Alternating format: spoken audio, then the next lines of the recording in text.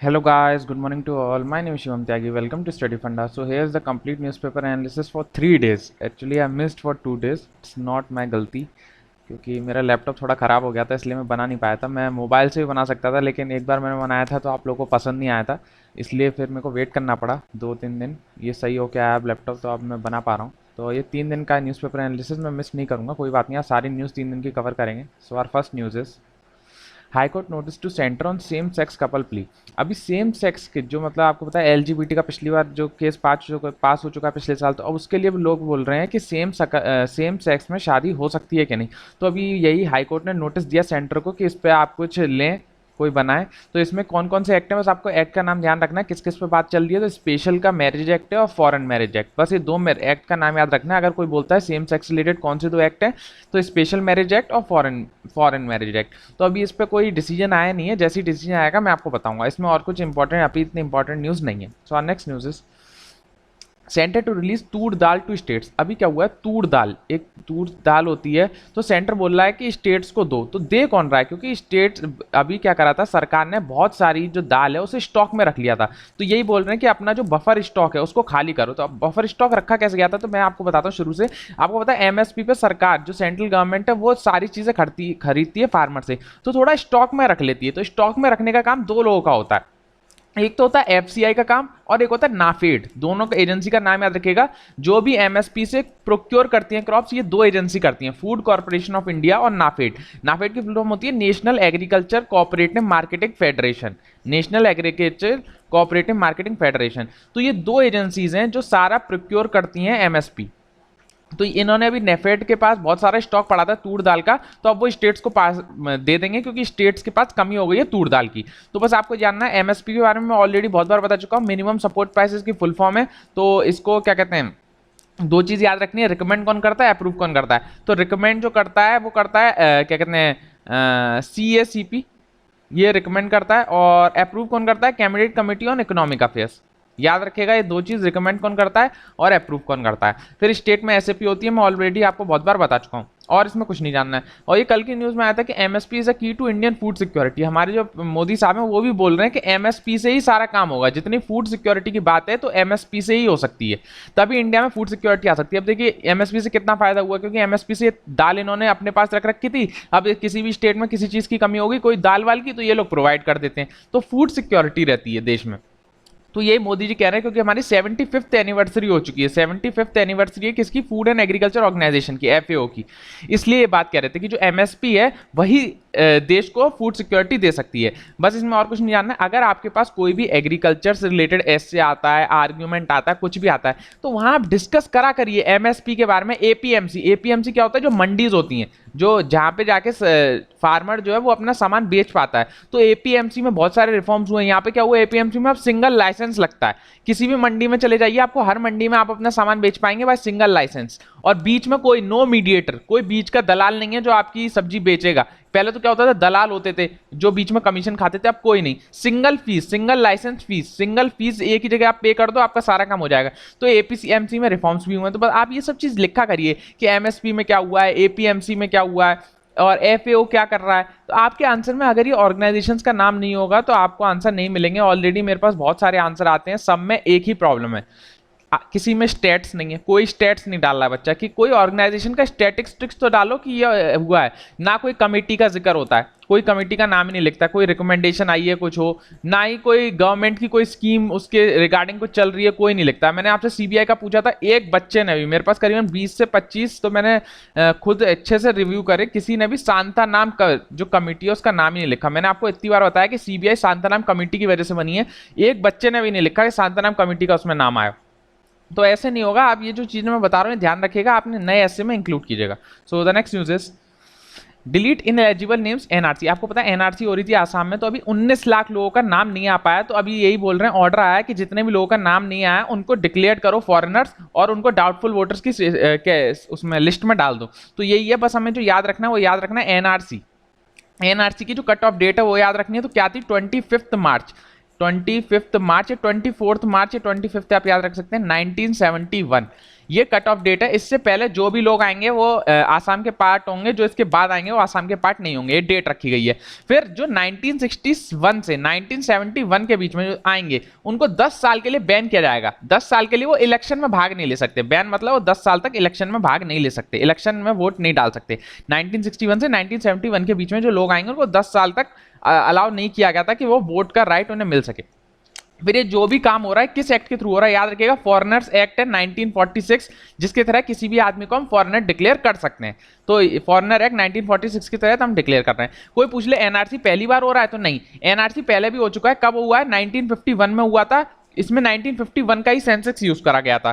फिर अभी किस चीज से हो रहा है? तो अभी सुप्रीम कोर्ट का ऑर्डर था, 2013 में आया था सुप्रीम कोर्ट का ऑर्डर, उस ऑर्डर के अनुसार अब हम एनआरसी कर रहे हैं आसाम में। फिर ये किस एक्ट के थ्रू हो रहा है? अभी जो एनआरसी हो रही है वो सिटीजनशिप एक्ट 1955। दोनों एक्ट बहुत इंपॉर्टेंट है। जो अभी एनआरसी हो रही है आसाम में वो किस एक्ट के थ्रू हो रही है? सिटीजनशिप एक्ट 1955 के थ्रू हो रही है। और जो फॉरेनर डिक्लेयर हो रहे हैं वो किस एक्ट के थ्रू हो रहे हैं? Foreigners act 1946। इनको बोला जाएगा कि आप 120 दिन का टाइम इन्हें दिया जाता है फॉरेनर्स को, कि आप फॉरेनर्स नहीं है या हैं तो आप मतलब अपनी पेशी कर सकते हैं ऑन फॉरेनल ट्रिब्यूनल्स के। जो फॉरेनल ट्रिब्यूनल्स बनाई गई हैं उनमें 120 दिन के अंदर आपको अगर कोई भी दिक्कत है आप जाके वहां अपनी दलील लगा सकते हैं।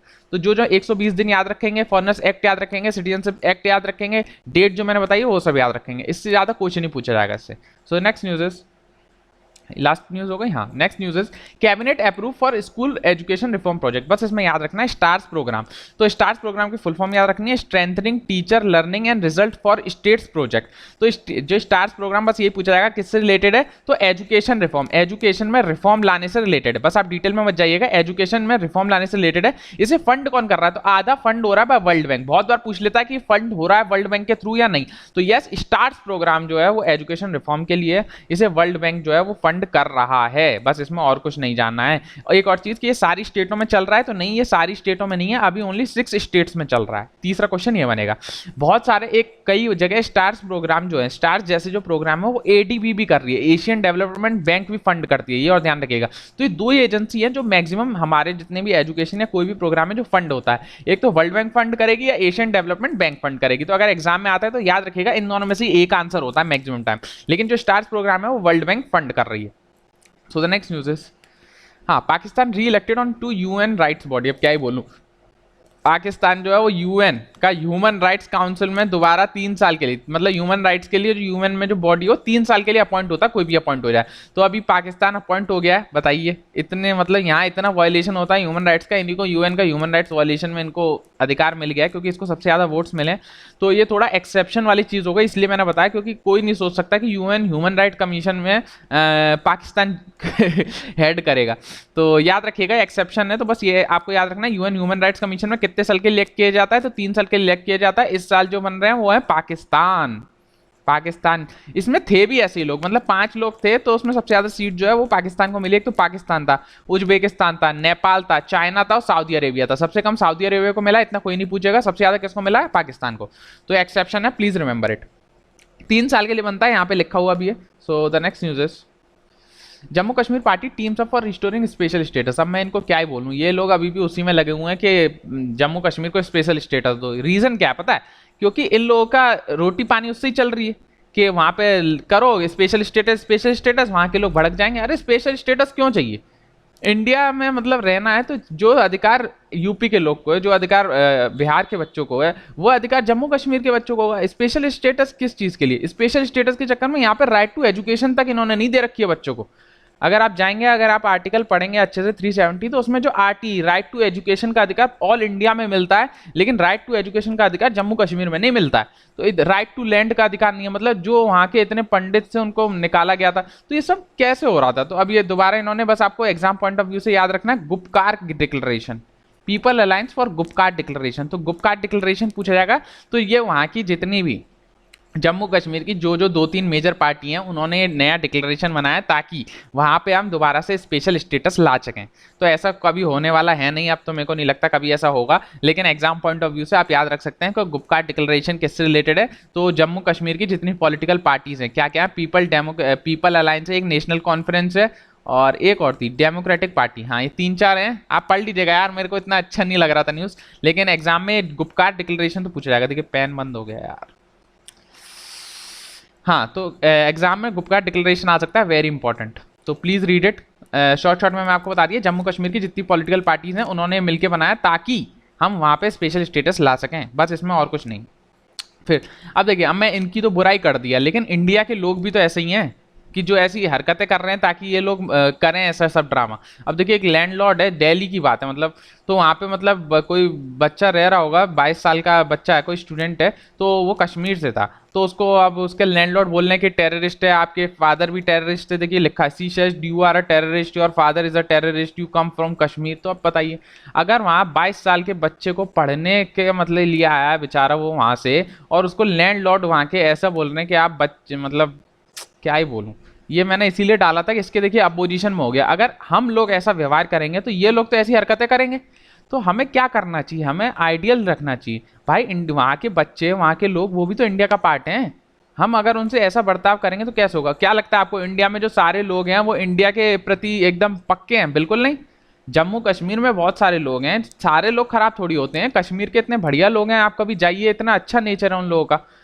सबको हम एक तराजू में नहीं तौल सकते, मेन बात ये। अब बताइए, ये लोग बोल रहे tenant alleged that her house was broken into, belonging stolen, मतलब चोरी हो गई, तो ये कश्मीर है, इन्होंने टेररिस्ट की वजह से इन्होंने चोरी करी है, बताइए। ये इस पे इल्जाम लग रहा है, तो मैं क्या ही बोलूं।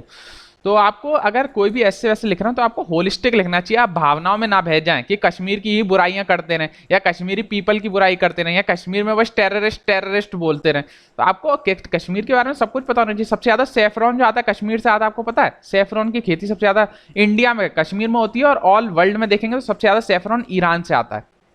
सो नेक्स्ट न्यूज इज, हाँ, ये हमें फॉलो कर सकते हैं ऑन स्टडी फंडा। हम रोज कुछ ना कुछ अच्छे अब इन्फोग्राफी डाल रहे हैं regarding every in each and every topic. अभी हम क्या करने वाले हैं, प्रीवियस ईयर क्वेश्चन पेपर्स भी अब इसमें इन्फोग्राफिक के रूप में हम इसमें डालने लगेंगे, ताकि आप लोग प्रीवियस ईयर भी रिवाइज कर सकें। ऑलरेडी इंस्टाग्राम पे हमने 2000 प्लस हमने और चीजें इस पर अपलोड कर दी हैं, कोई रिवाइज करेगा तो गारंटी दे रहा हूँ 10 से 20 क्वेश्चंस के बीच में उसको डायरेक्ट हिट होगा।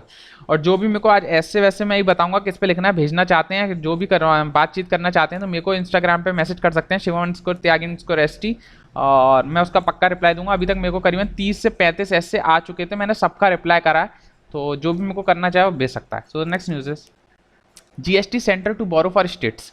अभी क्या हुआ है, मैं आपको जैसे ही बता रहा था कि बहुत सारी स्टेट्स हैं जो 14% से कम ग्रोथ करी हैं, तो उसका ये मैं शुरू से बता देता हूँ। जीएसटी में क्या आता है, जीएसटी जो है वो सेंटर ने बनाया था, इस कंडीशन पर बनाया था कि जो भी स्टेट 14% से कम ग्रोथ करेगी तो उसको हम अपनी तरफ से पैसा देंगे, जितना भी उसका लॉस हुआ होगा। लेकिन due to corona situation centre जो है पैसा नहीं दे पाई, इसलिए सेंटर ने स्टेट से बोला, क्या बोला, ये बोला कि आप जो है वो मार्केट से या बैंक से पैसा ले लो ब्याज पे, और जब हमारे पास पैसा आएगा तो हम आपका पैसा रिटर्न कर देंगे। पहले तो ये बात चल रही थी, तो 21 स्टेट जो थे वो एग्री कर दिए थे कि हम पैसा जो है मार्केट से उठा लेंगे, ताकि जो भी हमारी जीएसटी की शॉर्टफॉल हुई है उसे हम कंप्लीट कर लें।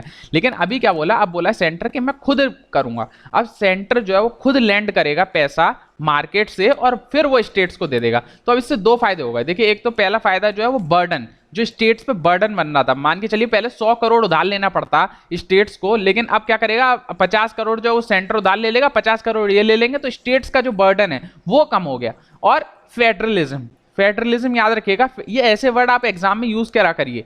फेडरलिज्म हुआ, सेंटर और स्टेट मिलके कोई काम करते हैं, तो फेडरलिज्म, कोऑपरेटिव फेडरलिज्म की भावना होती है। जीएसटी बनाई इस चीज पे था कि कोऑपरेटिव फेडरलिज्म, जैसे हमारे फाइनेंस कितना ट्रांसफर होना है, कितना किसको जाना है, तो इंडिया जो काम करता है कोऑपरेटिव फेडरलिज्म पे करता है। तो ये जीएसटी काउंसिल में जो अभी ये हो रहा है बहुत अच्छा एग्जांपल है ऑफ कोऑपरेटिव फेडरलिज्म का।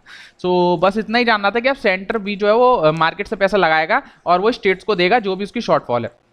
ये जो जीएसटी वाला देना था, किससे देना था, जीएसटी कंपेंसेशन सेस बना था, कंपेंसेशन सेस फंड बना था, इसके थ्रू कंपेंसेट कर रहा था सेंटर स्टेट्स को, और हर 2 महीने में कंपेंसेशन करना होता था। ये याद रखिएगा, कोई भी स्टेट जो 14% से कम ग्रोथ करती है उसको देना था। तो ये 3 चीजें जो पूछा जा सकते हैं, और इससे कुछ नहीं पूछा जाएगा। दिस में help lower borrowing cost for states with higher deficit. तो बस यही मैंने आपको बताया। So the next news is zoo reservoir scheme for animal adoption. तो इसमें जो जूलॉजिकल पार्क का नाम याद हुआ है, तो नंदाकनन जूलॉजिकल पार्क, नंदाकनन जूलॉजिकल जेडपी, ये कहाँ पर है? भुवनेश्वर उड़ीसा में, भुवनेश्वर उड़ीसा में, याद रखेंगे।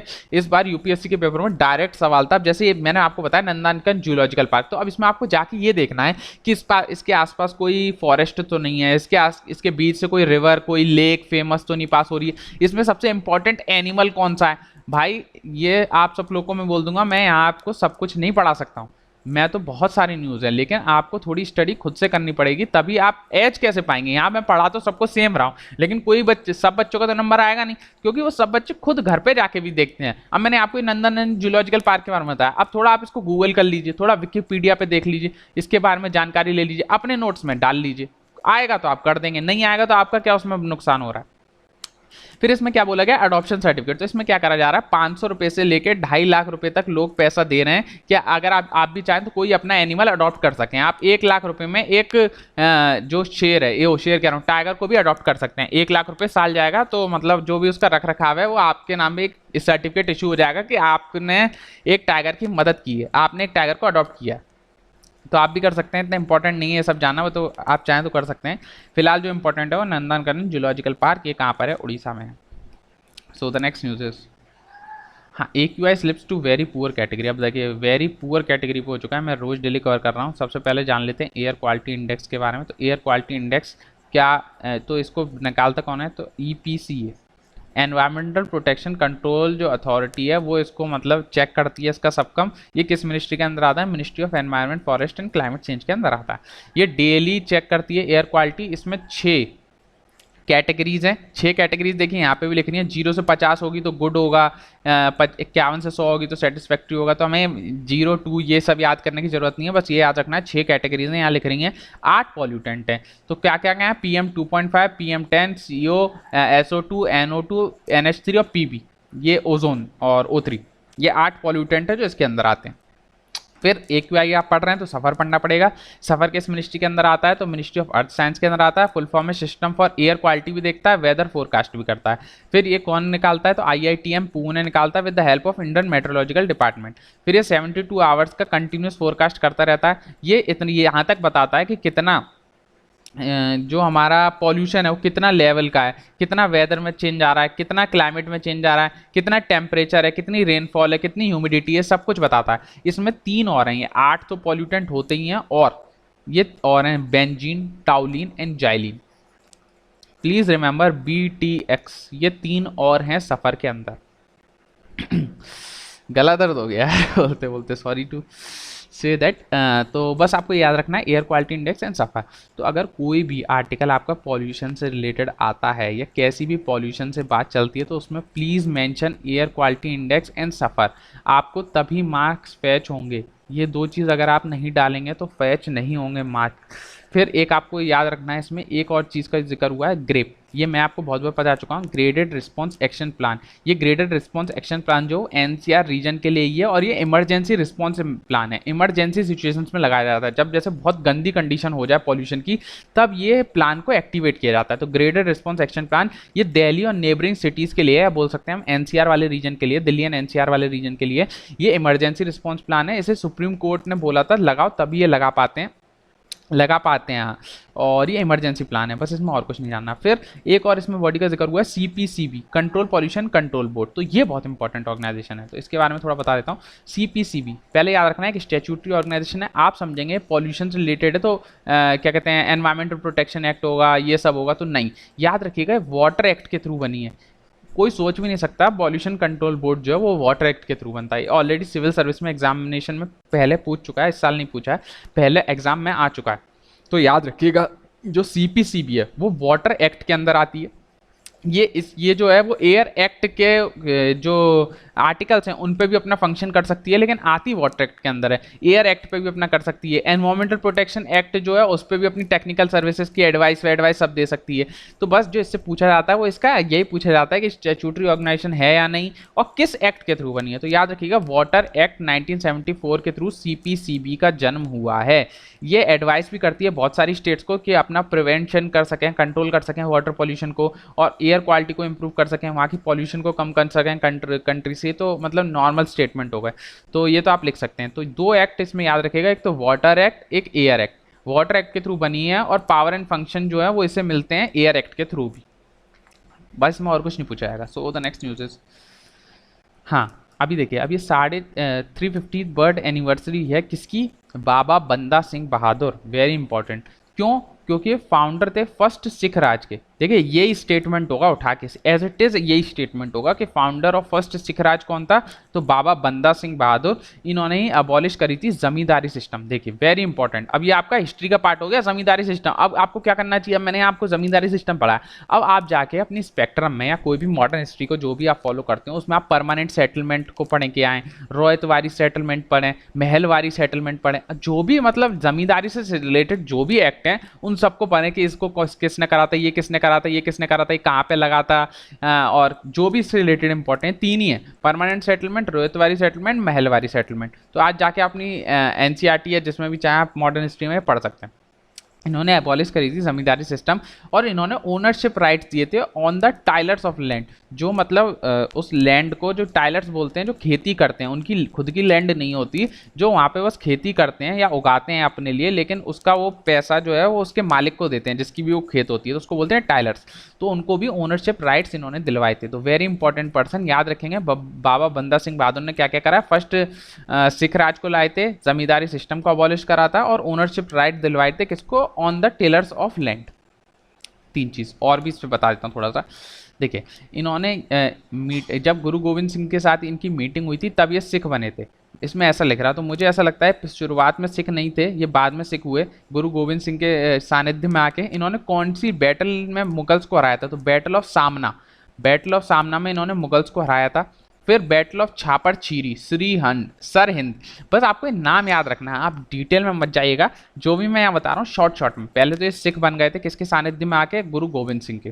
फिर इन्होंने मुगल्स को कहाँ हराया था, तो बैटल ऑफ सामना में हराया था। फिर ये सारी बैटल जो बंदा सिंह ने लड़ी है, तो एक बार आप इनको गो थ्रू जाइएगा, रटने की जरूरत नहीं है। कभी कभी हो जाता है कि वो चार, अगर क्वेश्चन को टफ करना है तो ऐसे ही टफ होगा। सोनीपत की, सामना की, छापर चीरी की, ये दो तो याद रखेंगे, एक तो बैटल ऑफ सामना और बैटल ऑफ छापा चीरी, या इसको सिरहिंद भी बोलते हैं। इसमें इन्होंने वजीर खान को मारा था, वजीर खान को मारा था, बस आपको याद रखना है। तो दो ये वेरी इंपॉर्टेंट, एक तो सामना और छापर चीरी या सिरहिंद बोलते हैं। फिर बैटल ऑफ जम्मू, लोहगढ़, रोहन, जलवाद, गुरु नंगल, श्री हिंद। दो जो मैंने यहाँ बस ये दो लिखी हैं बता दीजिएगा, इनको एक गो थ्रू कर लीजिए। So the next news is, हाँ, the road to zero hunger by 2030। तो देखिए इस पर फुल एस से आप इतने से तैयार कर लेंगे, फुल एस से, क्योंकि इस बार जो आपको पता है कि नोबल जो पीस प्राइज है वो किसको मिला, आपको याद है ना, वर्ल्ड फूड प्रोग्राम, यूएन का वर्ल्ड फूड प्रोग्राम है, उसको नोबल पीस प्राइज भी मिल चुका है इस बार का। तो वेरी इंपॉर्टेंट हो जाता है, फुल एस से है। आज का आपका एस से भी यही है कि how to achieve zero hunger by 2030, या आप लिख सकते हैं what are the implications and the benefits which come through the zero hunger by 2030। अपने हिसाब से इस पे ऐसे लिखना है कि कैसे हम अचीव कर सकते हैं जीरो हंगर बाय 2020। तो सबसे पहले देखिए सर, इसमें आपको जैसे मैं बता चुका हूँ, यूएन का वर्ल्ड फूड प्रोग्राम जिसको इस बार नोबेल पीस प्राइज मिला, सबसे पहले तो ये लिख रहा है। फिर 2 बिलियन पीपल ऐसे हैं जो जिनको सफिशिएंट खाना ही नहीं मिल पाया, यहाँ पे ऐसे लिख रहा है।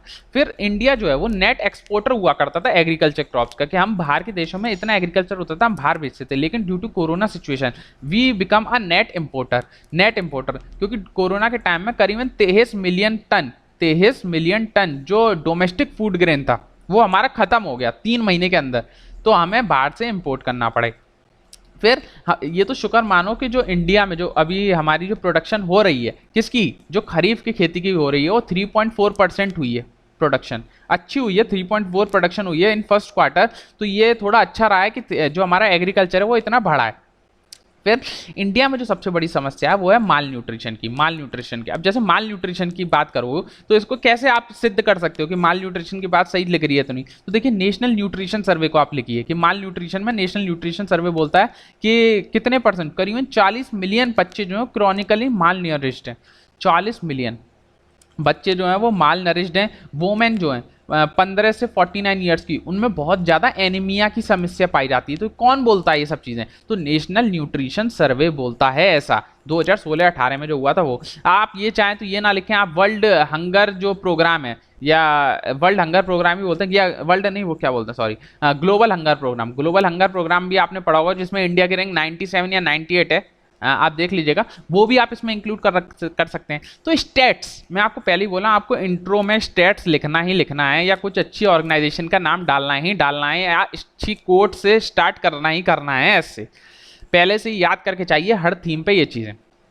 फिर India is dealing with climate change, India dealing कर रहा है क्लाइमेट चेंज के। आपको पता है बहुत ज़्यादा ड्रॉट आ रहा है हैदराबाद रीजन में, फ्लड आ रहे हैं बहुत सारे। फिर इंडिया में बहुत सारे लोकस्ट अटैक, टिड्डी दल का जो अटैक हो रहा है, पेस्ट अटैक। हम बहुत ज़्यादा क्रॉप्स में फर्टिलाइजर्स का यूज़ करते हैं, केमिकल्स का यूज़ करते हैं, इसी वजह से हमारी जो प्रोडक्टिविटी है वो दिन पे दिन घटती जा रही है। फिर हमारे यहाँ सबसे बड़ी दिक्कत है, फार्मर्स के पास जितना लैंड है वो कम होता जा रहा है। जैसे एक किसी फादर के 4 बेटे हैं, तो चारों बेटे अपना अपना हक मांग लेंगे, फिर उन 4 के 4 बच्चे होंगे, वो सब अपना अपना हक मांग लेंगे। तो जो हमारा जो लैंड है वो छोटा होता जा रहा है, और मतलब बहुत ही छोटा होता जा रहा है। और देशों में क्या बोलता है, सब कहते हैं कम्युनिटी फार्मिंग करो, सब मिलके फार्मिंग करो। इंडिया में क्या हो रहा है, सब छोटा करते जा रहे हैं। पहले इतना लैंड था, उसके भी 4 भाग हो गए, फिर इसके भी 4 भाग हो गए। तो ऐसे क्या होता है, ऐसे प्रोडक्टिविटी जो है वो एकदम डिक्रीज हो जाती है। यूएन की 3 ऑर्गेनाइजेशन है जो फूड के केसेस में काम कर रही है। एक फूड एंड एग्रीकल्चर ऑर्गेनाइजेशन, एक IFAD करके बोलते हैं, IFAD, इसको बोलते हैं international fund for agriculture development. एक तो आपको पता ही है वर्ल्ड फूड प्रोग्राम। तो ये 3 ऑर्गेनाइजेशन है यूएन की जो काम कर रही हैं ताकि हम जीरो हंगर अचीव कर सकें बाय 2030। इसमें हम SDG का भी डिस्कस कर सकते हैं, जो हमारा सस्टेनेबल डेवलपमेंट गोल का शायद 2 है, जिसमें हम जीरो हंगर की बात करते हैं। सस्टेनेबल डेवलपमेंट गोल 2 ही है जिसमें हम जीरो हंगर की बात करते हैं।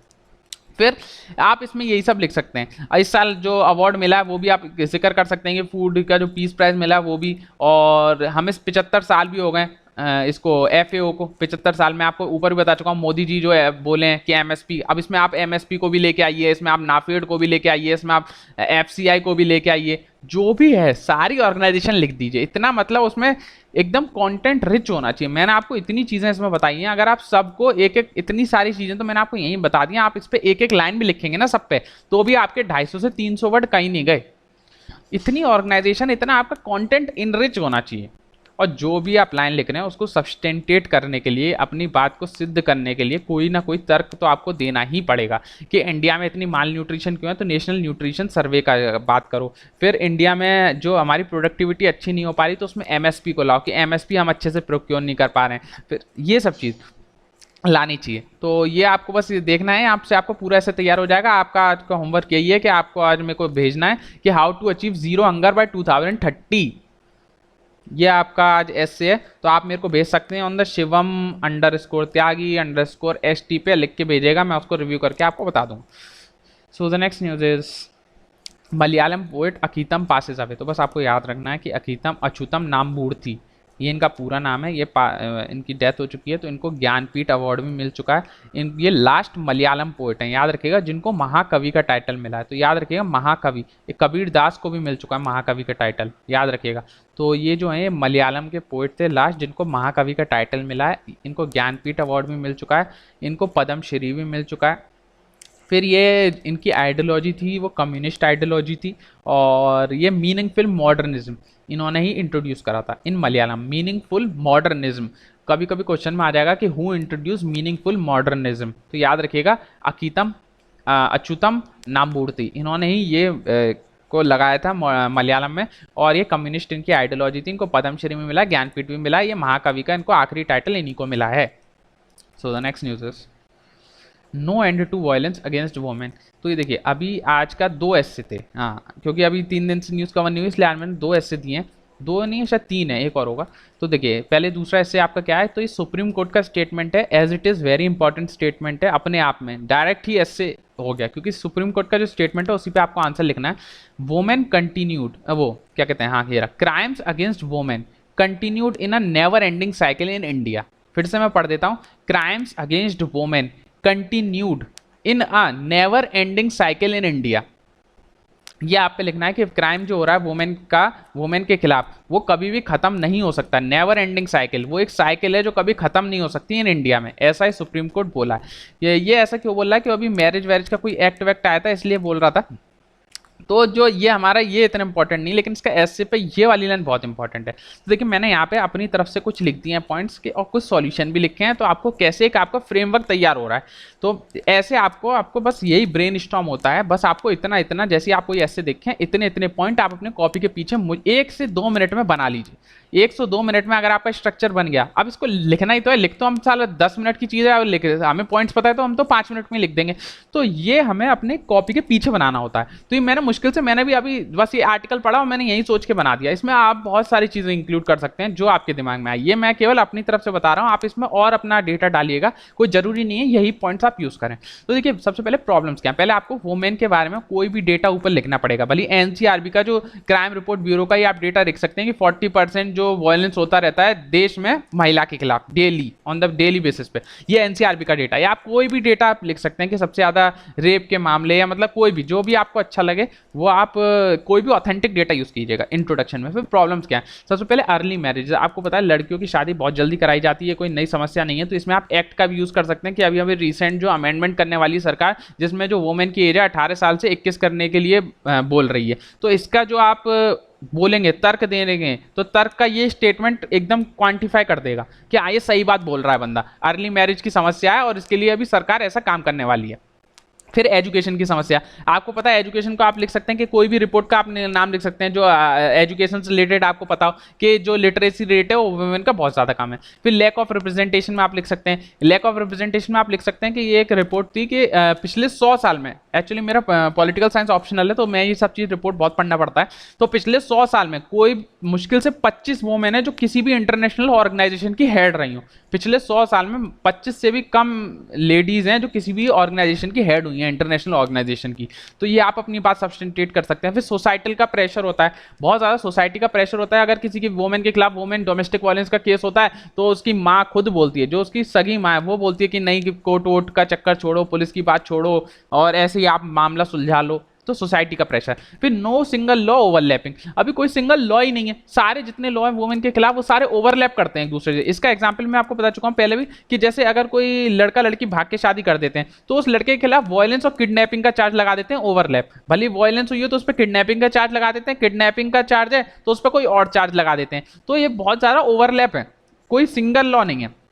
फिर लो फीमेल पार्टिसिपेशन रेट, इसमें आप यूज़ कर सकते हैं को भी जो नेशनल क्या कहते हैं जो आपका ये लेबर फोर्स पार्टिसिपेशन रेट ये होता है कि वुमेन जो है वो मैन से ज़्यादा कम काम कर रही हैं। लेबर फोर्स जो काम करने वाले लोग हैं उसमें मैन ज़्यादा काम कर रहे हैं, वुमेन कम काम कर रही हैं। तो ये लेबर फोर्स पार्टिसिपेशन रेट के तहत पता चलता है। इसके लिए आप लेबर ब्यूरो की रिपोर्ट, लेबर ब्यूरो का एक है तो उसका आप यूज़ कर सकते हैं। फिर डिस्क्रिमिनेट इन वेजेस, आपको पता है इसका डिस्क्रिमिनेट इन वेजेस में आप सबसे ज़्यादा इंपॉर्टेंट है नरेगा में। नरेगा में बहुत डिस्क्रिमिनेशन होता है कि वुमेन्स को कम वेजेस दिए जाते हैं, मेंस को ज़्यादा वेजेस दिए जाते हैं। ऐसा सरकार नहीं बोली है, उधर ही होता रहता है अपने आप। तो डिस्क्रिमिनेशन होता है बहुत ज़्यादा वेजेस में। देखिए फिर पेन बंद हो गया ये इतनी देर चल नहीं पाएगा, थोड़ा लेक्चर लंबा होगा, मैं आज अच्छे से कंप्लीट करूंगा सब। फिर सॉल्यूशन क्या है, सॉल्यूशन में आप शी एक्ट, ये सेक्सुअल हरेसमेंट का एक्ट है जो कहीं भी अगर 10 लेडीज से ज़्यादा काम कर रही हैं तो वहाँ ये शी एक्ट काम करता है। Sexual harassment on work place का एक्ट है, कहीं भी अगर 10 लेडीज से ज़्यादा काम कर रही हैं, भले ही वो कैसा भी हो, भली नॉर्मल सेक्टर हो, भली इनफॉर्मल सेक्टर हो, भली फॉर्मल सेक्टर हो, भली इनफॉर्मल सेक्टर हो, कैसा भी हो, वहाँ पे अगर 10 लेडीज से ज़्यादा काम कर रही हैं तो वहाँ पे ये एक्ट लग जाएगा और उनको मतलब सजा वजह हो सकती है। फिर रिप्रेजेंटेशन जो है वो 33% से भी कम है। आप अगर जाइए लोकसभा में, राज्यसभा में या आपकी स्टेट असेंबली में जो वुमेन्स का रिप्रेजेंटेशन है वो 33% से भी कम है। फिर सिंगल फ्रेम्ड लॉ, सिंगल कोई भी लॉ बनाना है, ये तो मतलब मैं ये बता रहा हूँ क्या क्या होना चाहिए। तो शी एक्ट को और स्ट्रेंथन करना चाहिए, फिर रिप्रेजेंटेशन देनी चाहिए कम से कम 33% वुमेन को, फिर सिंगल लॉ होना चाहिए, मैं आपको बताऊँ यहाँ ओवरलैपिंग है तो सिंगल होना चाहिए। फिर मोर पावर देनी चाहिए नेशनल वुमेन कमीशन को, ज़्यादा पावर नहीं है क्योंकि जितनी भी नेशनल वुमेन कमीशन या वुमेन कमीशन है वो केवल रिकमेंडिंग पावर है, उसके पास कोई इंप्लीमेंटेशन की पावर ही नहीं है, केवल रिकमेंड कर सकती हैं चीज़ें, तो ज़्यादा पावर देनी चाहिए। फिर मोर्टेलिटी को बढ़ाना चाहिए, आपको पता है कि बहुत सारे भ्रूण हत्या जिसको बोलते हैं, हरियाणा में बहुत ज़्यादा लड़कियों को मारा जाता है पैदा होने से पहले ही, तो इसलिए हम बोल रहे हैं कि इनकी जो मोर्टेलिटी है उनको बढ़ाना चाहिए। और कंपलसरी एजुकेशन करनी चाहिए, सबको एजुकेशन देनी चाहिए।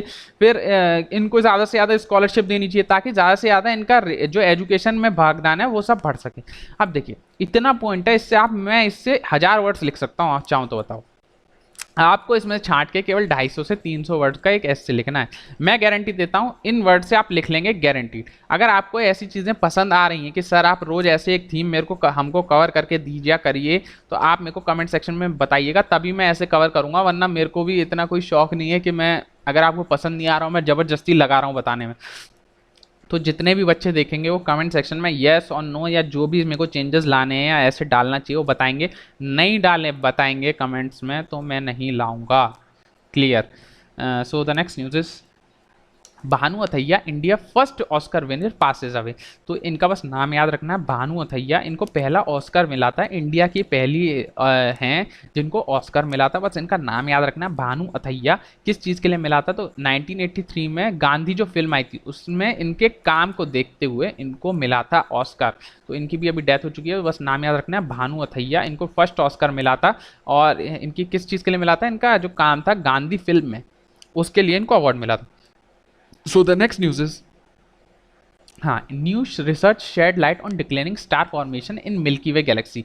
तो अभी मिल्की वे गैलेक्सी, बस आपको जो याद रखना है वो जायंट माइक्रोवेव रेडियो टेलीस्कोपी, नाम याद रखिएगा, जायंट माइक्रोवेव रेडियो टेलीस्कोप। ये किस चीज़ के लिए यूज़ हो रहा है? ताकि हम जो ऊपर जो हाइड्रोजन, एटॉमिक हाइड्रोजन है, एटॉमिक हाइड्रोजन गैस, आपको पता है जितने भी स्टार्स हैं वो किससे बने हैं? हाइड्रोजन और हीलियम से मिलके बने होते हैं। तो ये जो टेलीस्कोप है हाइड्रोजन के जो एटम्स हैं, एटॉमिक हाइड्रोजन है, उसको चेक कर पाएगा कि वो सही है कि नहीं। स्पेक्ट्रल लाइन जो है एटॉमिक हाइड्रोजन की, उसको चेक कर पाएगा। तो बस आपको याद रखना है जायंट माइक्रोवेव रेडियो टेलीस्कोप, ये कैसे का काम करता है?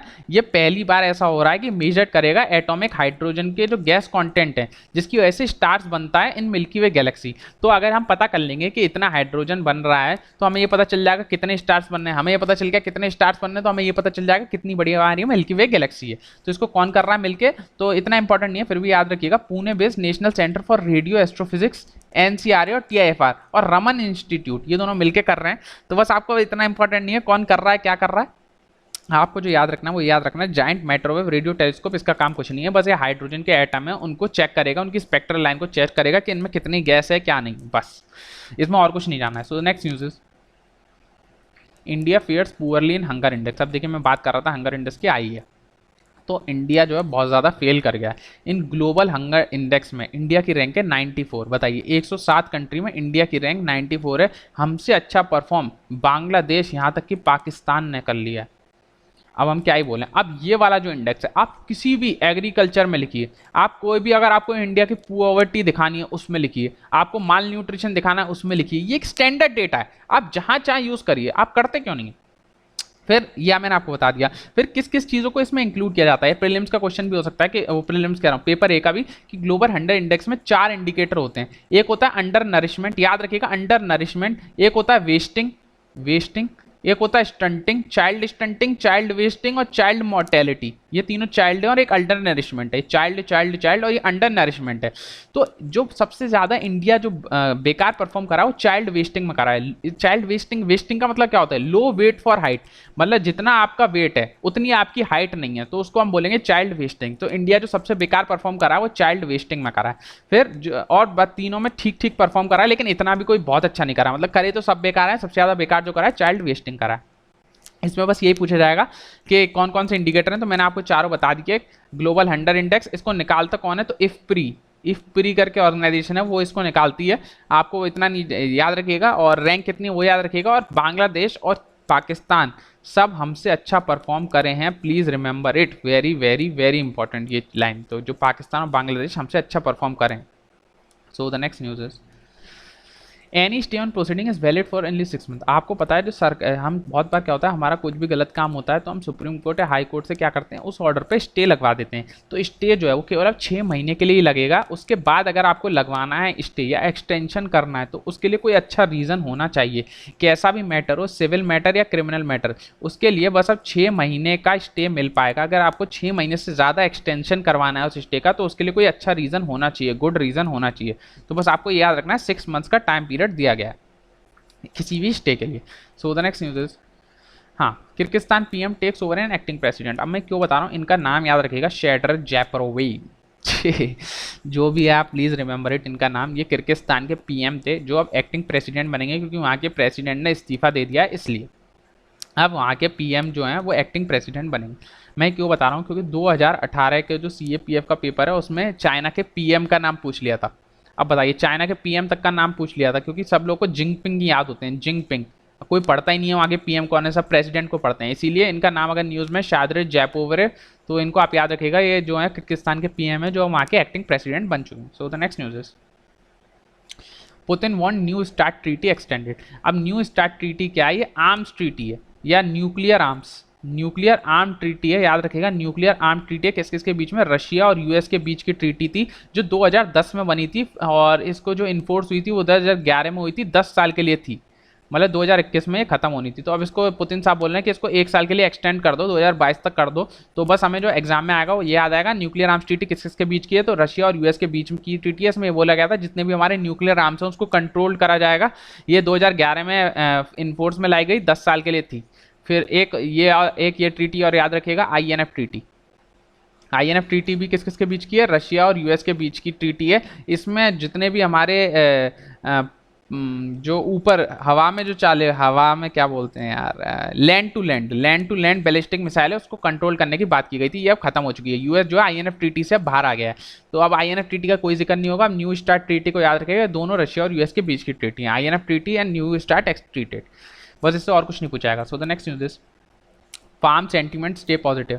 अब जो भी, ये भी आप कहीं भी यूज़ कर सकते हैं, जो फार्म का स्टेटमेंट है, फार्मर के जो सेंटीमेंट हैं वो अच्छे हैं। क्यों बोल रहा है, इकरा बोल रहा है, क्यों अच्छे हैं, क्योंकि आपको पता है मनरेगा में भी फार्मर्स को पैसा मिल पा रहा है, पीएम किसान के थ्रू भी फार्मर्स को पैसा मिल पा रहा है, और बहुत सारा मतलब फार्मर्स की स्कीम आ रही है, जिसकी वजह से जो फार्मर का इस बार का जो सेंटीमेंट है अंदर से, जो उनको लग रहा है कि इस बार मानसून भी अच्छा हुआ है, आपको पता है मानसून जो है इस बार ज़्यादा हुआ है, तो इस बार ऐसा लग रहा है कि फार्मर्स अपनी अच्छी प्रोडक्टिविटी बताएंगे। तो इकरा एक ऑर्गेनाइजेशन है, वो बोल रहा है कि फार्मर के सेंटीमेंट जो है वो पॉजिटिव है। इतना इंपॉर्टेंट नहीं है, बस याद रखेगा।